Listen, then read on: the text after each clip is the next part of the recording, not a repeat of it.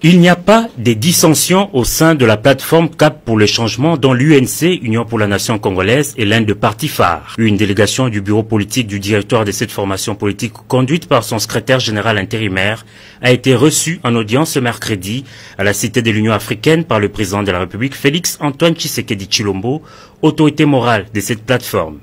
Des questions liées à cette famille politique ont occupé une bonne place de cette rencontre. La direction politique nationale de l'Union pour la nation congolaise, nous venons d'avoir l'honneur d'être reçus par son Excellence, Monsieur le Président de la République, chef de l'État.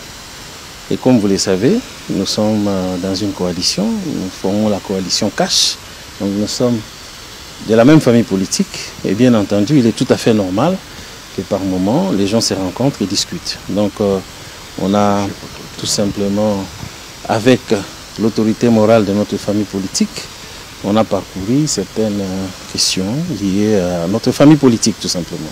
S'agissant de l'invitation adressée au directeur de cabinet du chef de l'État, président de l'UNC, par le parquet général près la cour d'appel de Kinshasa-Matete, le secrétaire général intérimaire de l'UNC soutient que la justice doit fonctionner en toute indépendance. Le chef de l'État ne s'implique pas dans des questions liées à la justice, et c'est une discipline que nous nous imposons, nous au sein de notre famille politique. Donc, je crois qu'il n'était pas opportun pour nous de discuter de cette question-là. Elle n'est pas d'intérêt pour le moment pour nous.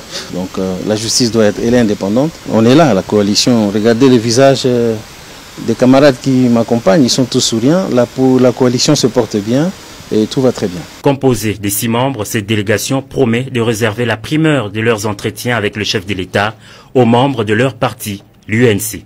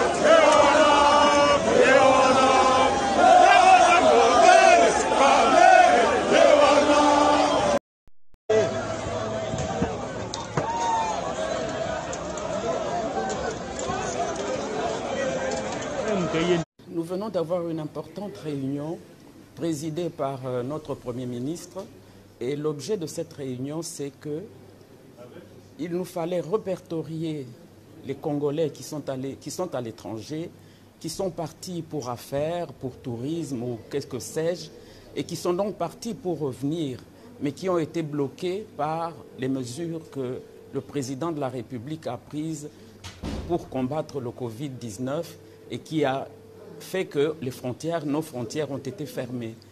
Donc maintenant, nous sommes à la recherche de solutions, des voies et moyens pour pouvoir récupérer nos compatriotes qui sont donc bloqués par cette situation. Mais les Congolais, ils doivent attendre que maintenant ils comprennent que nous prenons les choses en main, que nous nous occupons de nos compatriotes où qu'ils se trouvent et que maintenant il y a eu un cas de force majeure. Nous allons nous occuper de ceux qui sont en déshérence, qui ne savent pas du tout comment venir, et l'État va prendre ses responsabilités qui sont de s'occuper de ces Congolais et de les ramener à la maison.